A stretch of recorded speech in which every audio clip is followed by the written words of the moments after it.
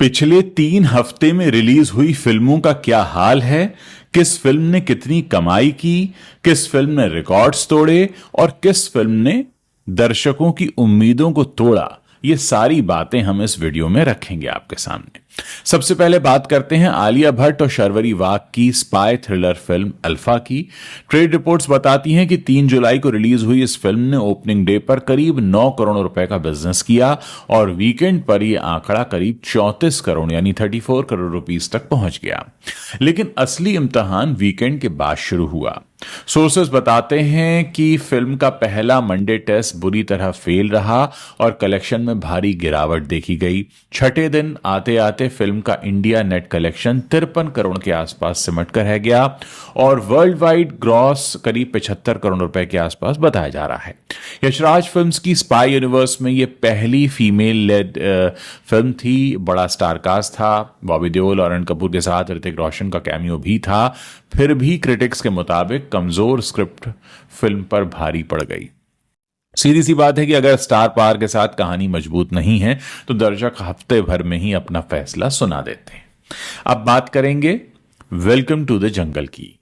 26 जून को रिलीज हुई ये फिल्म अब अपने तीसरे हफ्ते में है और रिपोर्ट्स के मुताबिक इसका कुल इंडिया नेट कलेक्शन 123 करोड़ रुपए के पार जा चुका है। पहले 5 दिन फिल्म ने शानदार रफ्तार पकड़ी, लेकिन उसके बाद बिजनेस में तेजी से गिरावट आई। ट्रेड सोर्सेज बताते हैं कि दूसरे हफ्ते में करीब 70% की गिरावट देखी गई, जो कि भूत बंगला जैसी फिल्म के मुकाबले काफी तेज मानी जा रही है।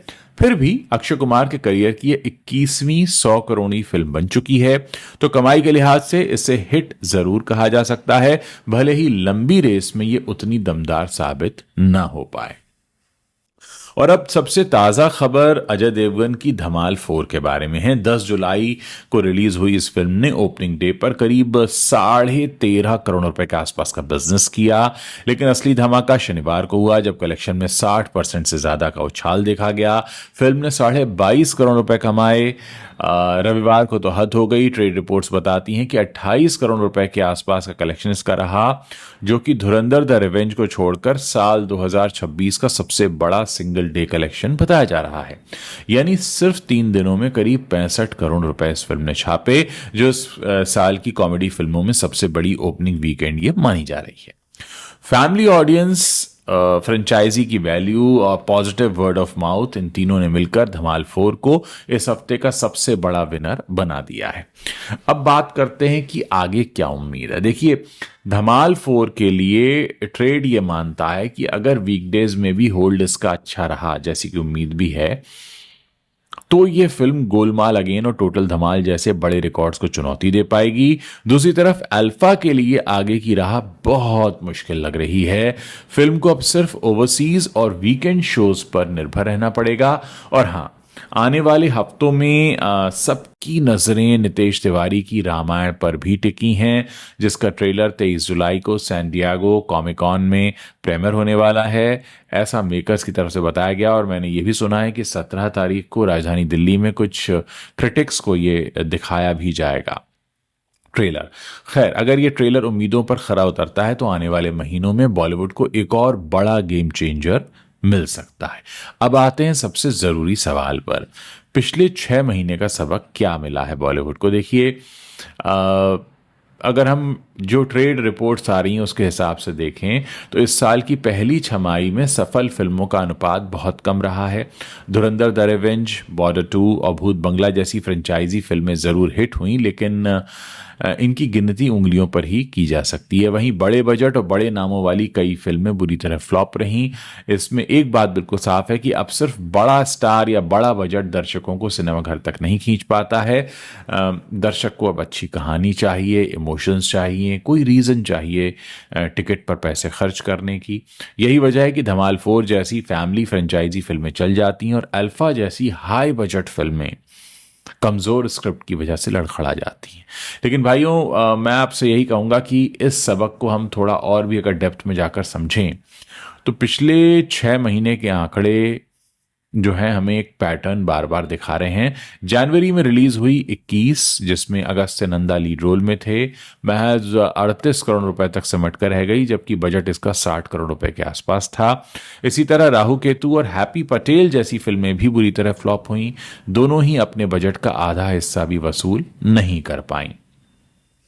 दूसरी तरफ जिन फिल्मों ने भरोसा जीता वो या तो काफी मजबूत फ्रेंचाइजी वैल्यू पर टिकी हुई थी, या फिर उनकी कहानी में कुछ ऐसा था जो दर्शकों को दिल से जोड़ पाया। यानी पैटर्न साफ है, न तो बड़ा नाम कोई गारंटी है, न बड़ा बजट गारंटी है। गारंटी सिर्फ एक चीज दे सकती है, वो है कि दर्शक का भरोसा अगर आप जीत पाते हैं अपने कहानी के जरिए। और यहीं से एक और दूसरा एंगल भी है, ओटीटी और थिएटर के बीच की भी एक जंग चल रही है। देखिए, जिन फिल्मों को थिएटर में कमजोर रिस्पांस मिला उनमें से कई ने स्ट्रीमिंग पर बहुत अच्छी वापसी की है, उनकी तारीफ हो रही है। यानी दर्शकों ने सिनेमा घर को नकारा नहीं, उन्होंने सिर्फ ये तय किया कि वो किस कहानी को सिनेमा घर में देखेंगे, किस कहानी को वो ओटीटी पर देखेंगे। तो ये दर्शकों ने अब तय करना शुरू कर दिया है। ये बदलाव बाजार में दिख रहा है, और ये बदलाव जो है वो इंडस्ट्री के लिए एक नई चेतावनी भी है और एक मौका भी है। जो मेकर्स इस बदलते मिजाज को समझ रहे हैं वही आगे टिके रहेंगे। मतलब बड़ा नाम, बड़ा दिखावा, हो सकता है इससे आपको इनिशियल किक मिल जाए, लेकिन टिकता वही है जिसकी नींव मजबूत होती है, जिसकी कहानी में सच्चाई होती है।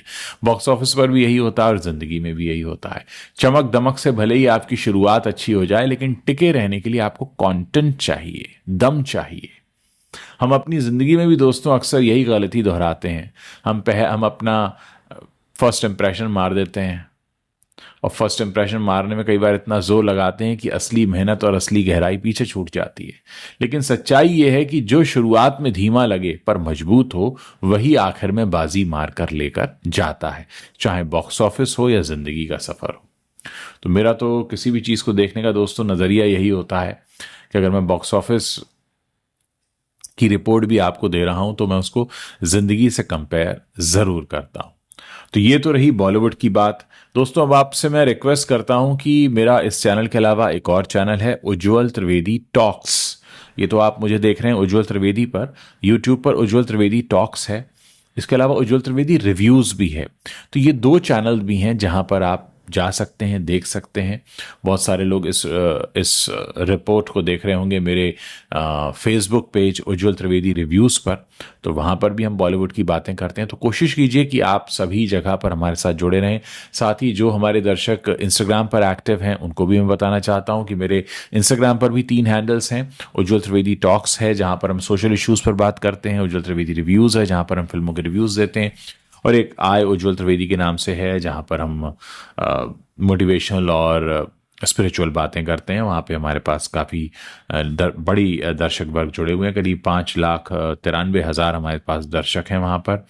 जो हमारा उज्ज्वल त्रिवेदी टॉक्स है वहाँ पर भी करीब 51,000 लोग जुड़े हुए हैं, और रिव्यूज़ पर भी 36,000 हैं। ये मैं आपको इंस्टाग्राम के बारे में बता रहा हूँ। तो मैं चाहूँगा कि चाहे फेसबुक हो, यूट्यूब हो या इंस्टाग्राम हो, आप सभी जगह हमारे साथ जुड़ें और हमारे कंटेंट को देखें, पसंद करें। काफ़ी मेहनत से कंटेंट बनता है, और मैं हमेशा कहता हूं कि कंटेंट बनाने का मकसद ये है कि उसे ज़्यादा से ज़्यादा लोग देखें। आप इसके नीचे कमेंट करें, इसे शेयर करें, बात करें इसके बारे में।